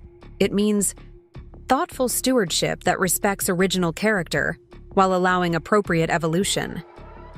That's exactly our philosophy at Heritage Holdings, I agreed. Every building needs to function for its current users, but that functionality can be achieved without sacrificing historical significance. Richard nodded, then fixed me with a more piercing gaze. I'd like you to help Daniel understand this. Would you be willing to consult on the cottage renovations? Not to take over, but to provide guidance on appropriate preservation approaches? The request caught me completely off guard. Richard, I appreciate your confidence, but Daniel would never accept my involvement. He sees me as the enemy who stole his inheritance. Which is precisely why this could be valuable for him, Richard countered. He needs to understand that your acquisition of the properties wasn't personal. It was the result of his own inattention to their needs. Working with you on the cottage might help him see that preservation requires expertise and care, not just ownership. I considered the proposal carefully. On one hand, helping Daniel properly restore the cottage aligned with my preservation values and would honor Eleanor Barrett's legacy. On the other hand, inserting myself into his project seemed like an invitation for conflict and resentment. I understand your reluctance, Richard said, reading my hesitation. But consider this. The cottage is the test case for Daniel's capacity to grow into the responsibility I'd hoped he would shoulder for all the properties. If he fails with the cottage, he loses that too. And with it, perhaps his last chance to engage meaningfully with the family legacy. Put that way, the request took on a different dimension. This wasn't just about a building. It was about Richard's hopes for his son's development. I'll consider it, I said finally. But I'd need Daniel's agreement. I won't impose my involvement if he's dead set against it. Richard's expression lightened. That's fair. I'll speak with him again. Perhaps frame it as a condition of my continued financial support for the cottage maintenance. As our meeting concluded, and I walked Richard to the elevator, he paused, looking back at the restoration plans displayed in our conference room. You know, when I first considered selling to Heritage Holdings, I worried that these buildings would lose their connection to my family. But seeing your work, I realized something important. You understand these properties in a way Daniel never has. How so? I asked. You see them as living entities with stories and souls, not just assets or status symbols. A gentle smile creased his face. My mother used to say that buildings absorb the lives lived within them. They remember in their own way. I think these buildings recognize in you a kindred spirit, someone who values their stories and wants to help them continue. It was perhaps the most meaningful compliment I could have received. Recognition that my work wasn't just professionally sound, but spiritually aligned with the buildings themselves. After Richard departed, I returned to my office to find several messages waiting, including, surprisingly, one from Vanessa requesting another meeting to discuss her design proposal. I asked my assistant to schedule it for later in the week, curious to see how her concepts had developed and whether her offer of collaboration was genuine or simply an attempt to regain financial footing after the gallery investment collapsed. The rest of the day passed in a blur of meetings and site visits. The Riverside apartments were progressing beautifully, with the restored crown moldings receiving particular praise from the preservation specialists monitoring our work. The downtown, office building's stained glass dome cleaning had revealed colors more vibrant than anyone remembered. transforming the lobby into a cathedral-like space that tenants now lingered in rather than hurrying through. As evening approached, I made one final stop at the Magnolia Street property to confirm that all displaced residents had successfully moved back into their restored apartments. The building manager reported that not only were all returns complete, but several tenants had already submitted appreciation notes for the quality of the restoration work. Satisfied with the day's progress, I was heading to my car when I spotted a familiar figure near the building entrance. Daniel, standing alone this time, without camera crew or confrontational stance. He straightened as he saw me approach, his expression unreadable in the gathering dusk. "Olivia," he acknowledged with a slight nod. "Daniel," I returned cautiously. "Is there something I can help you with?" He hesitated, seeming to struggle with words that didn't come easily to him. "My father visited me after meeting with you today. He suggested something I initially thought was ridiculous. That I consult on the cottage renovations," I guessed. "Yes." His jaw tightened momentarily. My first instinct was to refuse. "Understandable," I acknowledged, keeping my tone neutral. But then he showed me something I hadn't seen before. My grandmother's original drawings for the cottage. The thought and care she put into every detail. He looked away, toward the historic facade of the Magnolia Street building. "I always saw these properties as simply part of being a Barrett. I never really thought about the people who created them, who designed specific elements for specific reasons." This admission, this small glimpse of self-awareness, was unexpected. I waited, giving him space to continue. "I still think my father was wrong to sell the properties," he said finally, looking back at me. "But I'm beginning to understand that my approach to them wasn't what it should have been. The cottage gives you an opportunity to demonstrate a different approach," I suggested carefully. "That's what my father said." A hint of the old Daniel resurfaced in his wry smile. He also implied that continued financial support for the cottage maintenance depends on my accepting your consultation. "I won't impose my involvement if you're fundamentally opposed to it," I said. "This needs to be a collaborative process, if it's going to work at all." He studied me for a long moment, as if seeing me clearly for the first time since our relationship ended. "You really do care about these buildings, don't you? It's not just about business or getting back at me." "It never was about you, Daniel," I said quietly. "It was always about the buildings themselves and the people who live and work in them. They deserve proper care." Something shifted in his expression, not quite acceptance, but perhaps the beginning of understanding.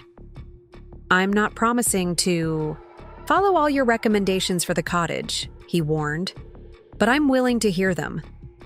It was a small concession, wrapped in characteristic Daniel pride, but it represented significant movement from his previous position. "That's a start," I acknowledged. "How about we meet at the cottage next week? I'd like to see its current condition before making any suggestions." He nodded, then added with visible effort, "You should know that Vanessa and I aren't. Things have changed there." This oblique reference to their relationship status caught me off guard. She mentioned the gallery investors backed out. A shadow crossed his face. It was more than that. She said I didn't understand what was truly valuable. In art or architecture, or people. The last words came reluctantly, as if extracted against his will. She might have been right. Before I could formulate a response to this unexpected vulnerability, Daniel straightened his shoulders, his business demeanor slipping back into place. "I'll have my assistant contact yours about the cottage meeting. Good evening, Olivia." As he walked away toward his parked car, his silhouette outlined against the historic architecture of the Magnolia Street facade, I was struck by the symmetry of the moment. Months ago, he had walked away from me, confident in his position and dismissive of my value. Now he walked, away again, but with the first cracks showing in that confidence, the first hints of recognition that perhaps he had miscalculated what, and who, truly mattered. The buildings stood silent, witness to this exchange, their windows reflecting the last light of day. In their stone and brick and carefully crafted details, they held the stories of generations, of Eleanor Barrett's thoughtful designs, of Richard's childhood memories, of residents who had lived their lives within these walls. And now, they held this moment too. This small, tentative step toward a different understanding between their former and current caretakers. Tomorrow would bring new challenges in the ongoing restoration work. But tonight, standing before the Magnolia Street building with its beautifully preserved facade and newly secured infrastructure, I allowed myself to acknowledge a truth I had been reluctant to face. The Barrett legacy wasn't something I had taken from Daniel. It was something we were both learning to honor in our different ways.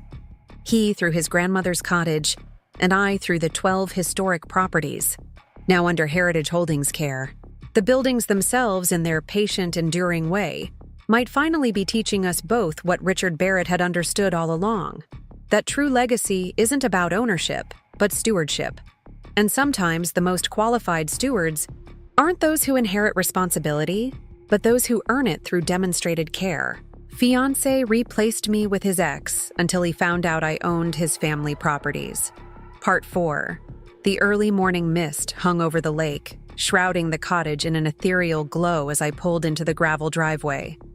I'd arrived deliberately early for my consultation with Daniel, wanting time to assess the property alone before our inevitably tense meeting. The cottage sat nestled among towering pines, its distinctive green trim barely visible through the fog. Even in this hazy light, the neglect was evident: peeling paint, sagging gutters, gardens reclaimed by wilderness. Henry appeared like a ghost from the mist, rake in hand, as I stepped from my car. "Miss Olivia," he greeted me with a nod. "Thought you might come early. Wanted to get some of this cleaned up before you saw it." "You don't work here anymore." "Henry," I reminded him gently. The old groundskeeper shrugged. "Property doesn't know that. Still needs tending." He gestured toward the overgrown garden beds. Mrs. Eleanor would weep to see her roses like this. Tried to save what I could, but without regular care. I surveyed the once meticulously planned landscape, now a tangle of competing growth. "Has Daniel been here much?" "Weekends mostly. Parties with friends. They stay inside or down at the dock. Nobody looks after the gardens or notices the roof leaking." His weathered hand indicated the southeast corner where water damage was visible along the eaves. "Told him 3 times about that leak. Says he'll get to it when the renovations start." I made mental notes as we walked the perimeter of the property. The cottage itself was a masterpiece of arts and crafts design, with handcrafted details evident in every aspect of its construction. The stone foundation appeared sound, but the wooden elements needed immediate attention before another winter. The legendary stone path to the dock was barely visible beneath encroaching weeds. "What time is Mr. Daniel expected?" Henry asked, glancing at his watch. 9:30. I wanted time to..." The sound of tires on gravel interrupted me. A car I didn't recognize pulled up beside mine. Not Daniel's expensive sports car, but a modest sedan. To my surprise, Vanessa emerged from the driver's side. "Olivia," she called, approaching with visible uncertainty. "I hope this isn't inappropriate. Daniel mentioned your consultation was this morning and I..." She hesitated, then continued with more determination. "I have some ideas for preserving the interior character while updating functionality. I thought they might be useful." Henry nodded to us both and discreetly returned to his unofficial garden rescue mission, leaving Vanessa and me in an awkward silence beside the cottage. "Daniel mentioned you two that things had changed," I said carefully. A shadow crossed her face. "We're taking some space. Professional differences mainly. He doesn't understand why I'm so concerned about preserving these historical elements when modern alternatives would be easier." "And yet you're here," I observed. This cottage deserves better than Daniel's renovation plans. Her voice held surprising passion. I've spent enough time here to appreciate what Mrs. Barrett created. The built-in window seats with hidden storage, the hand-carved banister, the stained glass transom windows. They tell a story that shouldn't be erased for the sake of open-concept modernization. Her unexpected advocacy for the cottage's historical integrity intrigued me. You've given this considerable thought. I studied architectural history before focusing on gallery management, she explained. It's actually how Daniel and I reconnected after college. I was researching arts and crafts buildings for an exhibition, and the Barrett properties were notable examples. This revelation shifted my understanding of her involvement with Daniel. Perhaps it hadn't been simply about rekindling an old flame, but had included genuine interest in his family's architectural heritage. Interest he had apparently failed to reciprocate. Before I could respond, another vehicle approached. Daniel's sports car, instantly recognizable by its distinctive engine sound. He parked hurriedly and strode toward us, his expression darkening when he spotted Vanessa. "What are you doing?" "Here," he demanded without preamble. She stood her ground. "The same thing Olivia is doing, trying to save your grandmother's design from unnecessary modernization." "This isn't your concern anymore," he retorted. "You made your position clear when you walked out." "I walked out because you refused to listen about the gallery or the cottage," she countered. "That doesn't mean I stopped caring about historical preservation." I intervened before their personal disagreement could escalate further. "Since we're all here, why don't we focus on the cottage? That's why I came, and it sounds like Vanessa has insights that might be valuable." Daniel looked as if he might object, but after a moment's consideration, he gave a curt nod. "Fine, let's get this over with." The interior of the cottage revealed even more clearly the tension between its historical significance and Daniel's neglect. Dust covered the beautiful built-in cabinetry. Water stains marred the ceiling beneath the leaking roof. The original hardwood floors were scratched and dull from improper care. Yet despite these signs of neglect, the craftsmanship and thoughtful design elements shone through.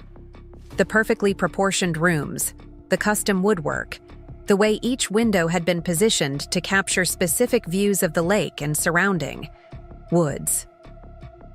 "Your grandmother designed every aspect of this space," I noted as we moved through the main living area. The proportions, the sightlines, the relationship between indoor and outdoor spaces. It's masterfully done. "It's outdated," Daniel countered, gesturing dismissively. "The kitchen is too small. The bedrooms are compartmentalized. Nobody wants these closed-off spaces anymore." "That's not entirely true," Vanessa interjected. "There's growing appreciation for thoughtfully designed spaces that serve specific purposes. Open concept isn't the only valid approach to modern living." Daniel rolled his eyes. Says the art historian. Real estate professionals disagree. "Actually," I said carefully, preservation-minded renovations of arts and crafts homes typically sell at premium prices precisely because they maintain the architectural integrity while sensitively updating functionality. I pulled out my tablet and showed him comparable properties, historically preserved arts and crafts homes that had sold recently for significantly higher per-square-foot prices than similar-sized modern renovations. People who appreciate these homes are willing to pay for authenticity, I explained. They're buying not just square footage, but craftsmanship and history that can't be replicated. A flicker of interest crossed his face. Perhaps the first time the financial implications of preservation versus modernization had been presented concretely. "What exactly are you suggesting?" he asked, his tone marginally less dismissive.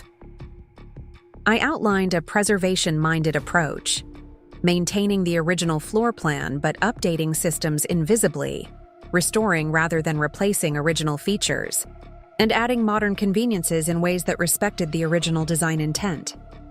For example, I continued, Instead of gutting the kitchen to create an open concept, restore the original cabinetry while updating appliances and adding discrete modern storage solutions. Preserve the distinctive room separations, but improve. Flow with period-appropriate cased openings where appropriate. Vanessa nodded enthusiastically. I've sketched some ideas for this exact approach. She pulled out a portfolio similar to the one she'd brought to my office, revealing detailed drawings that showed thoughtful integration of modern functionality within the historic framework. Daniel looked between us with narrowed eyes. You two have discussed this already. No, we answered simultaneously, exchanging surprised glances. We reached similar conclusions independently, I clarified, because they're based on preservation best practices and respect for the original design. He studied Vanessa's drawings with reluctant interest. These actually retain the kitchen cabinets? They're ancient. They're irreplaceable, she corrected. That's quarter-sawn oak with custom hardware. Modern cabinets, even expensive ones, can't match the quality or character. For the next hour, we moved methodically through the cottage, identifying elements that required restoration versus appropriate modernization opportunities. To my surprise, Daniel began asking substantive questions rather than simply dismissing our recommendations. When we reached the master bedroom, where the roof leak had caused the most visible damage, his resistance notably weakened. My grandmother used to tell me stories in this room when I was little, he said unexpectedly, running his hand along the water-stained wallpaper. There was a pattern in this paper that looked like ships if you connected the dots. She'd make up adventures about them while I fell asleep. The personal memory revealed a connection to the cottage I hadn't realized existed, a genuine emotional tie beneath his apparent indifference. We could have the original wallpaper pattern reproduced, Vanessa suggested gently. There are companies that specialize in historic patterns. Is that even possible? He asked, looking between us with the first genuine curiosity he'd shown. Absolutely, I confirmed. We've done similar reproductions at the Riverside Apartments. Sometimes, we can even salvage sections of the original to create a template. As we completed our tour in the sunroom overlooking the lake, I presented my formal recommendations. A comprehensive restoration plan that honored Eleanor Barrett's original design while discreetly incorporating modern comforts and addressing critical maintenance issues. The cost will be higher initially than a standard renovation, I acknowledged, but you'll be maintaining the property's historical value rather than diminishing it. And long-term, these materials and methods will outlast most modern alternatives. Daniel was quiet for a long moment, looking out at the lake view his grandmother had so carefully framed with the cottage's windows. My father says I've never understood what makes these properties special, he finally said. He's probably right. It's not too late to learn, I offered cautiously. Another silence stretched between us before he turned back, his expression more serious than I'd seen since our relationship ended. I need to think about all this. It's not what I had planned. Take your time, I said, gathering my notes. But the roof leak should be addressed immediately, regardless of your longer-term decisions. That damage will only worsen. He nodded. I'll call a contractor today. As we prepared to leave, Henry appeared at the garden's edge, still quietly working despite having no official role at the property. Daniel noticed him and frowned. Has he been here all morning? He cares about this place, Vanessa said simply, even without being paid to. I watched as Daniel's gaze moved from Henry to the neglected gardens, then to the cottage with its peeling paint and sagging gutters. Something shifted in his expression, perhaps the first recognition that ownership entailed responsibilities, beyond simply making decisions. Henry, he called, approaching the elderly groundskeeper. The garden looks better. Have you been coming here regularly? Someone needs to tend Mrs. Eleanor's roses, Henry replied, straightening with dignity, despite his weathered appearance. Been doing it 40 years. Hard to stop just because the paperwork changed. Daniel looked genuinely discomforted by this quiet dedication. I didn't realize, that is, I assumed the new landscapers haven't been here once, Henry finished for him. Called them myself twice. They say you approved minimal maintenance only. Another uncomfortable truth laid bare. Daniel glanced back at Vanessa and me, perhaps expecting judgment, but we remained silent, allowing this moment to unfold naturally. Would you? Daniel hesitated, then continued with evident effort. Would you be interested in resuming official responsibilities here? For the gardens, at least?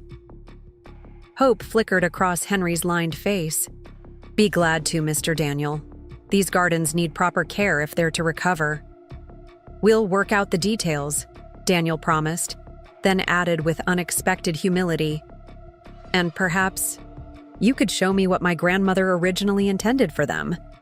I don't think I ever really paid attention. As Vanessa and I prepared to leave, Daniel approached me with an awkward formality that reminded me of our earliest dates, before comfort had replaced courtesy between us. Thank you for coming, he said stiffly.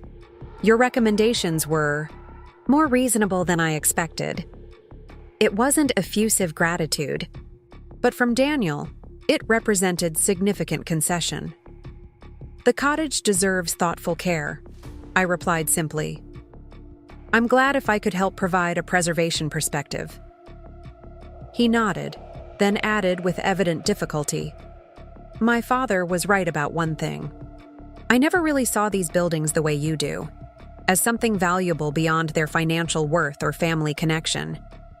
Maybe that's why he trusted you with them more than me. This admission, this moment of genuine self-reflection, caught me off guard. Before I could formulate a response, he continued. Vanessa tried to tell me the same thing about the gallery, that art has value beyond investment potential. I didn't listen to her either. Vanessa, who had been discreetly waiting by her car, pretended not to hear this oblique acknowledgement of her perspective. It's never too late to develop a new appreciation, I offered, keeping my tone professional despite the unexpected turn, toward personal reflection. Daniel's gaze moved toward the cottage, then back to me. I've been thinking about what preservation really means. It's not just maintaining physical structures, is it? It's about honoring intentions and values across time. That's a good way to put it, I agreed, genuinely impressed by this philosophical insight from someone who had previously dismissed preservation as mere sentimentality.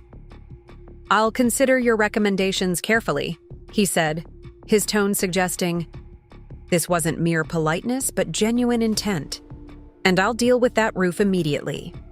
As Vanessa and I drove away in our separate cars, I glanced in my rearview mirror to see Daniel and Henry walking slowly through the garden, the elderly groundskeeper gesturing toward plantings while Daniel listened with uncharacteristic attention.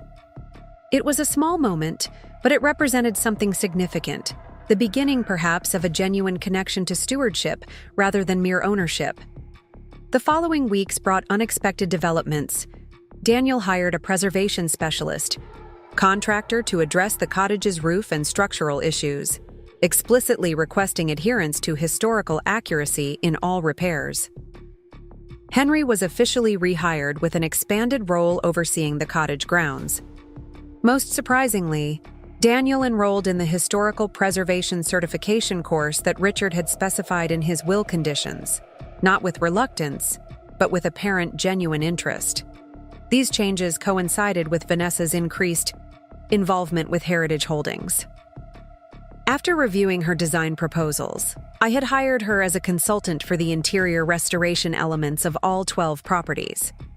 Her artistic eye and historical knowledge proved invaluable, particularly for the Riverside apartments where she discovered period photographs that helped us accurately restore several significantly altered spaces.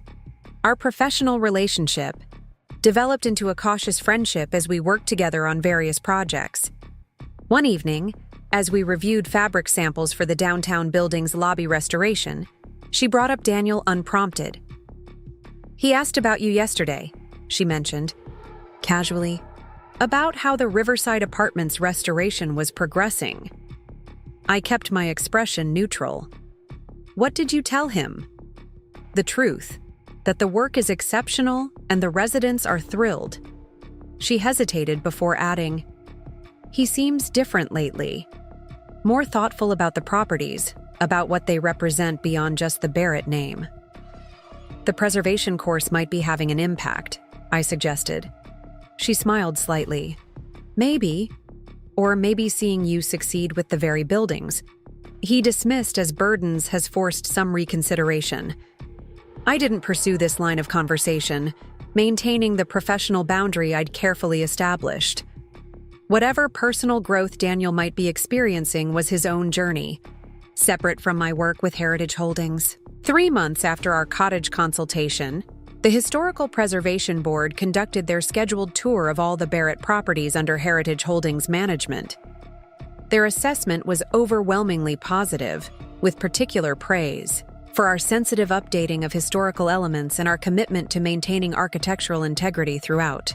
Richard Barrett accompanied the tour despite his still recovering health, his pride in the restoration work evident in his animated conversations with board members. As we completed the final stop at the newly restored Riverside Apartments, he pulled me aside with evident pleasure. "You've exceeded every expectation, Olivia," he said warmly.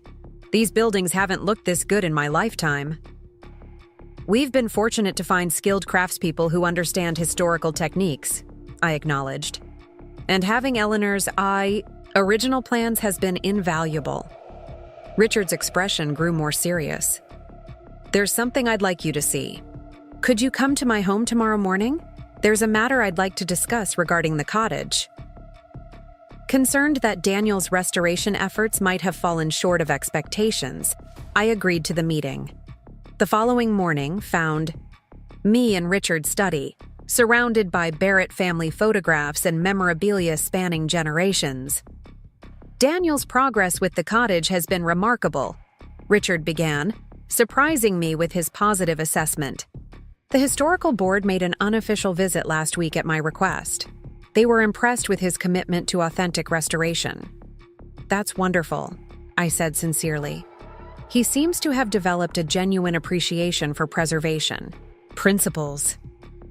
Richard nodded, a mixture of pride and something more complex in his expression. "Which brings me to why I asked you here." He retrieved a folder from his desk drawer and placed it before me.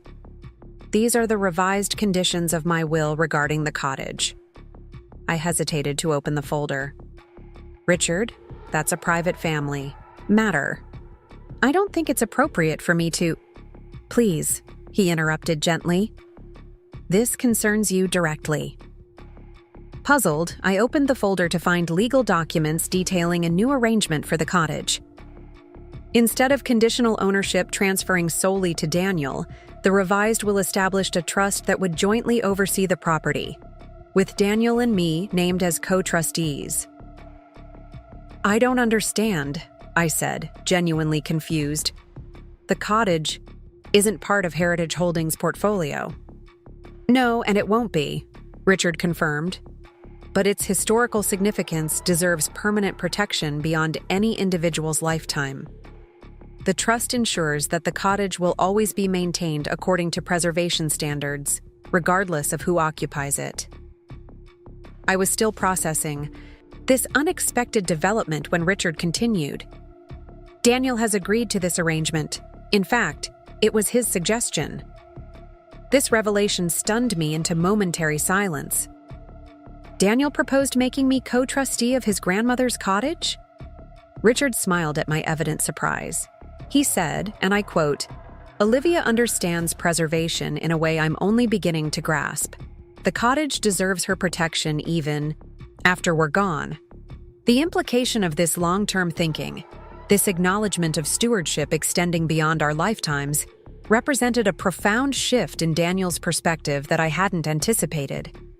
"This is unexpected," I managed. "Life often is," Richard observed with the wisdom of his years. Sometimes we don't recognize the right caretakers for our treasures until circumstances force us to see with new eyes. As I drove from Richard's home toward the Riverside Apartments for a scheduled meeting with tenants, I found myself reflecting on the journey of the past year. What had begun as personal heartbreak had evolved into professional triumph, and now, unexpected reconciliation of purpose, if not relationship. The buildings that Daniel had once taken for granted had become the catalyst for his growth, just as they had become the foundation of my new professional identity. Heritage Holdings had grown beyond my initial vision, now employing a team of preservation specialists, craftspeople, and property managers dedicated to maintaining the delicate balance between historical accuracy and modern functionality. The Barrett properties, once deteriorating from neglect, were now showcase examples of how historic buildings could thrive through thoughtful stewardship. As I parked outside the Riverside Apartments, I noticed Daniel's car already in the lot, an unexpected sight since he rarely visited the properties now under Heritage Holdings management. He stood in the lobby, examining the newly restored tilework his great-grandmother had commissioned nearly a century earlier. "Daniel," I greeted him with professional courtesy. "This is a surprise." He turned, his expression thoughtful rather than confrontational. "I wanted to see how the restoration turned out. My preservation course instructor mentioned it as an exemplary project." "We're quite proud of it," I acknowledged. The original materials were exceptional, which made the restoration easier. Daniel ran his hand lightly over the intricate tile pattern. "I never really looked at this before, not properly. My great-grandmother selected each color specifically to complement the changing light throughout the day." He glanced up at the restored light fixtures. At sunset, the whole lobby takes on a golden glow that transforms these blue tiles to almost purple. This observation, this attention to the subtle interplay of light and color that Eleanor Barrett had intentionally designed, demonstrated a level of appreciation I would never have expected from him a year ago. "Richard told me about the Cottage Trust," I said, addressing the elephant in the room. "It was generous of you to suggest joint stewardship." He met my gaze directly, without the defensiveness that had characterized our interactions for months. It wasn't generosity. It was recognition of what's right for the cottage itself. A slight smile softened his features. "Besides, my grandmother would have approved. She always said the right caretaker finds the property, not the other way around." As tenants began arriving for the scheduled meeting, our conversation necessarily ended, but something had shifted between us. Not reconciliation in any romantic sense, but a different kind of understanding based on shared respect for the legacy we both, in our different ways, had become responsible for maintaining. The Barrett properties would continue their lives long after all of us were gone, their walls holding the stories of everyone who had lived and worked within them. What mattered wasn't whose name appeared on the deed, but whose hands tended their needs with knowledge and care. In that sense, perhaps, true ownership was never about possession at all, but about the commitment to preserve something valuable for generations yet to come. Up next, you've got 2 more standout stories right on your screen. If this one hit the mark, you won't want to pass these up. Just click and check them out.